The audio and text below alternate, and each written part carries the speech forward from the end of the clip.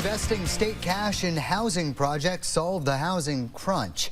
Thank you for joining us. I'm Darren Perrin. And I'm Kat Villianzoni. Vermont state leaders touting millions in investments into housing projects and developers. Our Calvin Cutler is live in St. Johnsbury, where one of those projects is located. Calvin, break this down for us. Well, Kat and Darren, good evening. Housing struggles are apparent in just about every single community across Vermont, including here in St. Johnsbury. Now, today, state leaders said that they're hoping that a retooled state investment program will be part of the solution.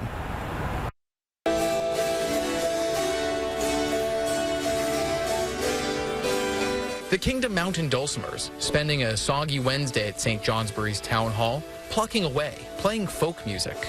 Upstairs, St. Johnsbury Town Manager Chad Whitehead spends part of his day interviewing candidates for positions with the town. We've lost a couple of employees at the town level because of housing in the past, and so we lost a firefighter and a dispatcher and just couldn't get housing to work for them. It's a similar story for Northern Vermont Regional Hospital up the road and for countless organizations statewide. Whitehead says a 2017 housing assessment showed that St. Johnsbury needed 125 housing units. If we had 100 turnkey houses tomorrow, we'd probably see a 300-person population increase the next day. Developers in communities like St. Johnsbury may have a shot at building more housing. Lawmakers created the 10% Vermont program back in 2014.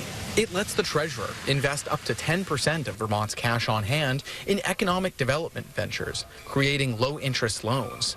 Pandemic surpluses and more tax revenue mean the state has about $2.1 billion. Wednesday, leaders announcing the first round of cash, $55 million, which they say will create additional capital down the road. The projects will be well secured either from the balance sheets of the organizations or from the specific projects themselves.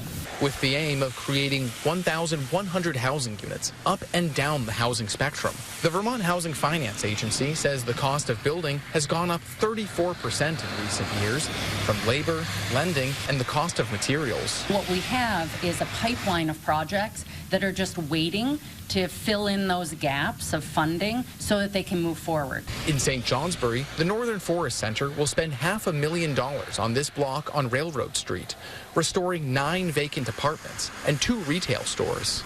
But the cash infusion is only half of the equation. Governor Phil Scott is calling on lawmakers to make more changes to the now 53-year-old land use law, Act 250. It would be a travesty for us to be held up by regulatory reform that is just redundant.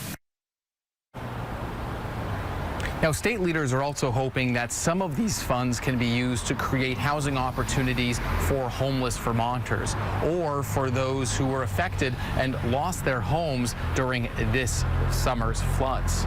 For now, reporting live in St. Johnsbury, Calvin Cutler, Channel 3 News. Calvin, thank you.